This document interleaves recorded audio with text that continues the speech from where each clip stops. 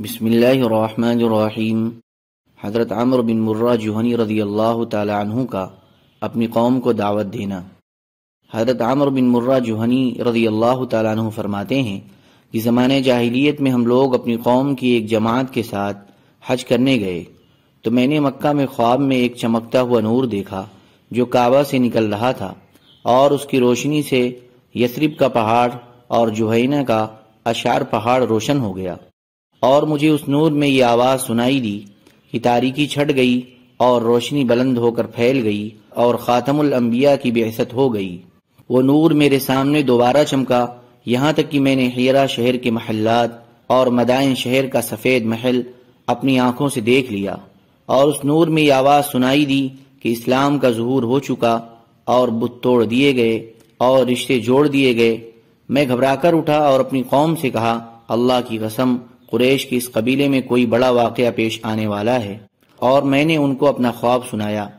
جب میں اپنے علاقے میں پہنچا تو وہاں یہ خبر پہنچی کہ احمد نامی ایک آدمی پیغمبر بنا کر بھیجے گئے ہیں۔ چنانچہ میں وہاں سے چل کر آپ کی خدمت میں حاضر ہوا اور آپ کو اپنا خواب سنایا۔ آپ نے فرمایا، اے عمرو بن مرہ، میں وہی نبی ہوں جس کو تمام بندوں کی طرف رسول بنا کر بھیجا گیا ہے۔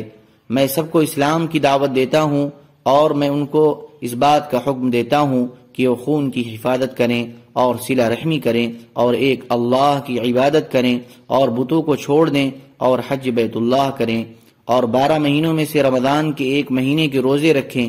جو میری بات مانے گا اسے جنت ملے گی، اور جو میری نافرمانی کرے گا وہ دوزخ کی آگ میں جائے گا۔ اے عمرو، ایمان لے آؤ، اللہ تعالیٰ تمہیں جہنم کی ہولناکی سے امن دے گا۔ میں نے کہا، میں اس بات کی گواہی دیتا ہوں کہ اللہ کے سوا کوئی معبود نہیں، آپ اللہ کے رسول ہیں۔ آپ جو حلال اور حرام لے کر آئے ہیں میں اس سب پر ایمان لے آیا، اگرچہ یہ بات بہت سی قوموں کو بری لگے گی۔ پھر میں نے آپ کو وہ چند اشعار پڑھ کر سنائے جو میں نے آپ کی بعثت کی خبر سن کر کہے تھے۔ ہمارا ایک بت تھا اور میرے والد اس کے خادم تھے۔ میں نے کھڑے ہو کر اس بت کو توڑ دیا، پھر میں حضور صلی اللہ علیہ وسلم کی طرف چل دیا اور میں یہ اشعار پڑھ رہا تھا، شہدت بأن اللہ حق واننی لا ریحت الاحجار اول تارکی۔ میں گواہی دیتا ہوں کہ اللہ تعالی حق ہے، اور میں پتھروں سے بنے ہوئے بتوں کو سب سے پہلے چھوڑنے والا ہوں۔ وشمرت عن ساق الازار مہاجرا اجوب الیک البعث بعد الدکادک۔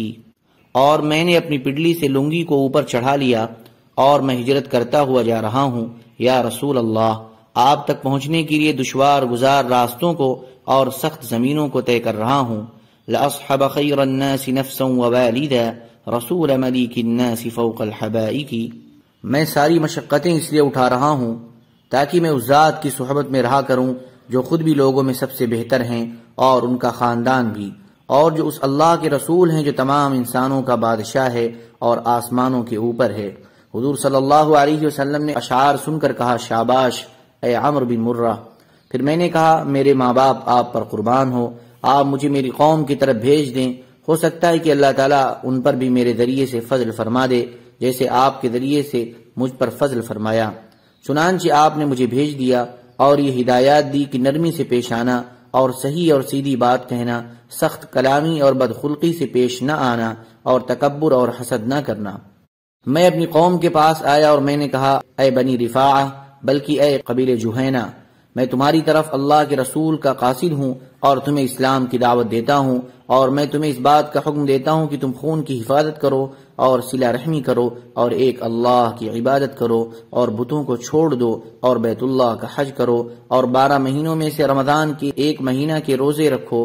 جو مان لے گا اسے جنت ملے گی، جو نافرمانی کرے گا وہ دوزخ کی آگ میں جائے گا۔ اے قبیلے جہینہ، اللہ تعالیٰ نے تمہیں عربوں میں سے بہترین قبیلہ بنایا ہے، اور جو بری باتیں عرب کے دوسرے قبیلوں کو اچھی لگتی تھی اللہ تعالیٰ نے زمان جاہلیت میں بھی تمہارے دلوں میں ان کی نفرت ڈالی ہوئی تھی، کیونکہ وہ دوسرے قبیلے 2 بہنوں سے اکٹھی شادی کر لیتے تھے اور شہر حرام میں جنگ کر لیتے تھے اور اپنی باپ کی بیوی سے بعد میں نکاح کر لیتے تھے۔ بنی لؤی بن غالب، اللہ کے بھیجے ہوئے اس نبی کی بات مان لو، دنیا کی شرافت اور آخرت کی بزرگی ملے گی۔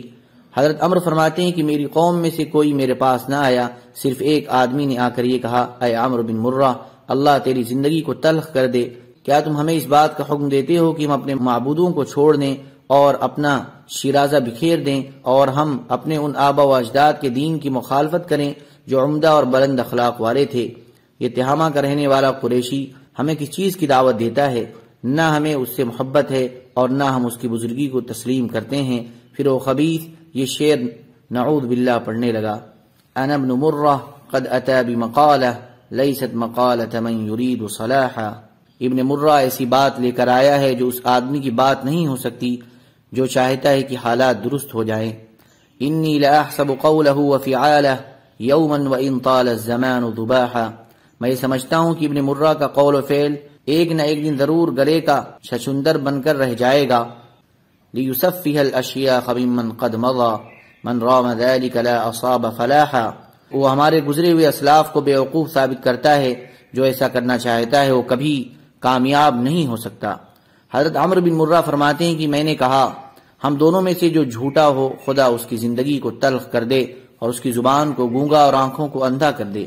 راوی کہتے ہیں اللہ کی قسم مرنے سے پہلے ہی اس آدمی کے سارے دانت گر چکے تھے اور وہ اندھا ہو چکا تھا اور اس کی عقل خراب ہو چکی تھی اور اسے کسی کھانے میں ذائقہ محسوس نہیں ہوتا تھا۔ چنانچہ حضرت عمرو اپنی قوم کے مسلمانوں کو لے کر حضور صلی اللہ علیہ وسلم کی خدمت میں حاضر ہوئے۔ حضور صلی اللہ علیہ وسلم نے ان کا بڑا استقبال کیا اور ان کو درازی عمر کی دعا دی اور ان کو ایک خط لکھ کر دیا جس کا مضمون یہ ہے، بسم اللہ الرحمن الرحیم۔ یہ اللہ عزیز کی جانب سے ان کے رسول کی زبانی خط ہے جو رسول سچے حق کو اور حق کو بتانے والی کتاب کو لے کر آئے۔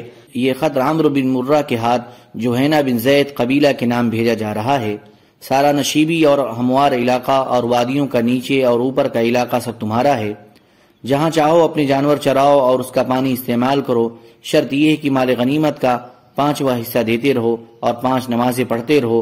بھیڑ بکریوں کے 2 ریوڑ اگر یکجا کر دیے جائیں اور ان کی تعداد 120 سے زائد اور 200 سے کم ہو تو زکوٰۃ میں 2 بکریاں دی جائیں گی، اور اگر الگ الگ ریوڑ ہو اور ہر ریوڑ میں 40 یا اس سے زیادہ بکریاں ہوں تو ہر ایک میں سے ایک بکری دی جائے گی۔ زراعت کے کام آنے والے اور پانی نکالنے والے جانور پر زکوٰۃ نہیں ہے۔ اللہ تعالیٰ اور تمام حاضر مسلمان ہمارے اس معاہدے پر گواہ ہیں۔ بقلم قیس بن شماس۔